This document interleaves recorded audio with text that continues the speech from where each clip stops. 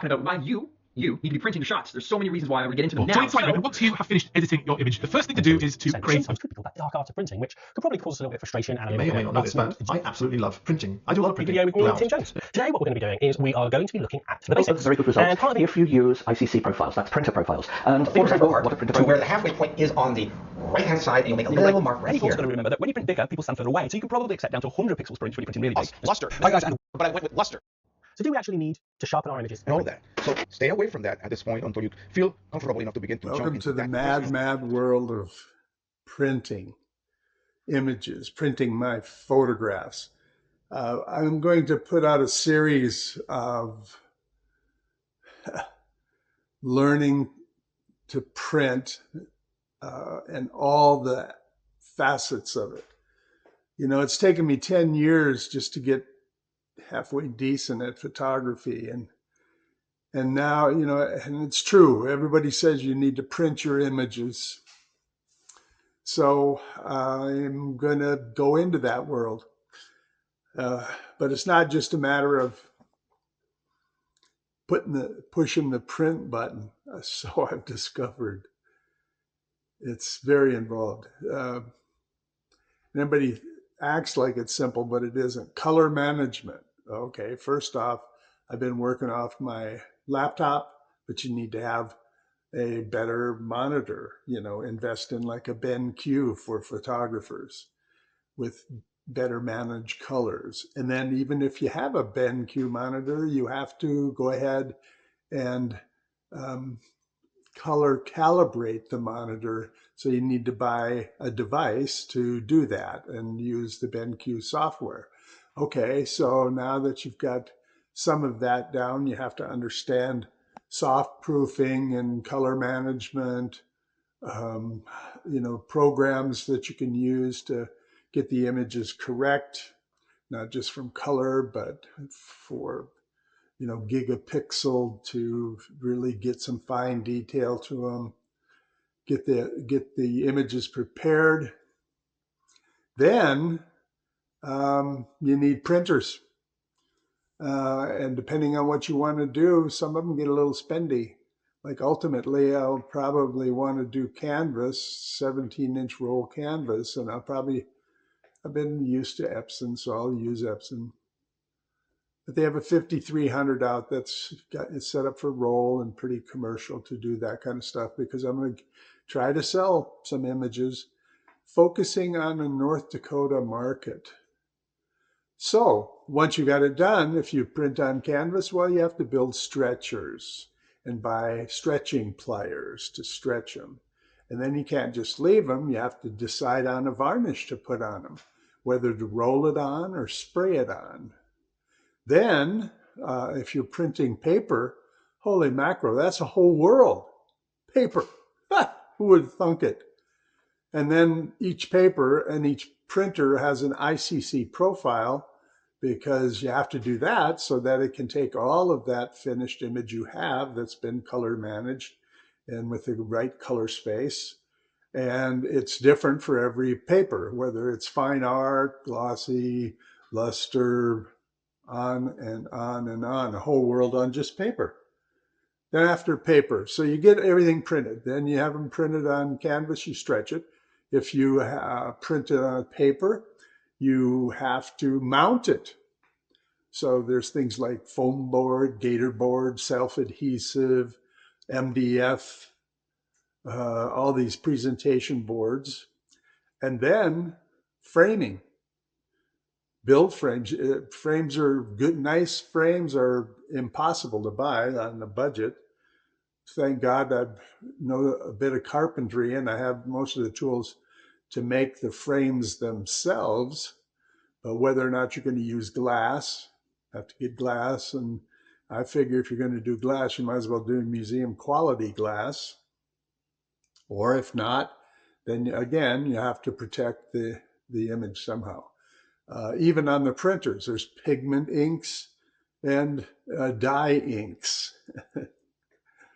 Oh, it goes on and on and on and on. So this is the first video of getting into printing my images. And from now on, I'm going to do some separate videos. Like I'm going to do a video on just on getting this old Epson 3880 that's been sitting for 8 years. Printing area for now. I've been a photographer, taking pictures for a very, very long time. Tens of thousands of images. And I have yet to seriously print any of them. Isn't that something? Well, a long time back, I had great intentions, and I bought this Epson 3880, Epson Stylus Pro for $38.80, and I've reprinted the manuals because it has sat for a very long time, and the ink I know is new ink cartridges. I can't even get the thing open because I think it needs to be powered up. But take a look at this. It's brand. The light might not be too good, but it is brand spanking new. It is 24-inch, and oops, feed back there. Anyway, that's a 24-inch printer. Amazing. So I'm going to have to waste a whole bunch of ink putting it through a nozzle check and all the rest of it. Then, I've heard so much on the 13-inch wide printer is this Epson EcoTank, the 8550. And so it's a 13-inch printer. And I've seen, here's Red River paper that I just unpacked. That package is paper is 13 by 38. That'll give a nice panel, okay? Then, I do have paper left over from this old Epson. And now a new EcoTank, which I like, the ET8550. Some nice prints, and get them 13 by 38. I have some paper left over from last year. Here's some A3 is 13 by 19, which was left over. And I even have some, 11 by something. Anyway, so the Red River 13 by 38, which I think is cool. And you don't see that around just anywhere. I'm going to do some work on this 24-inch 3880. Then, of course, I got some gator board, self-adhesive gator board, 13 by 19 cut. I have some ultra premium presentation matte. This is 24-inch wide paper. It's, this is 17 by 22.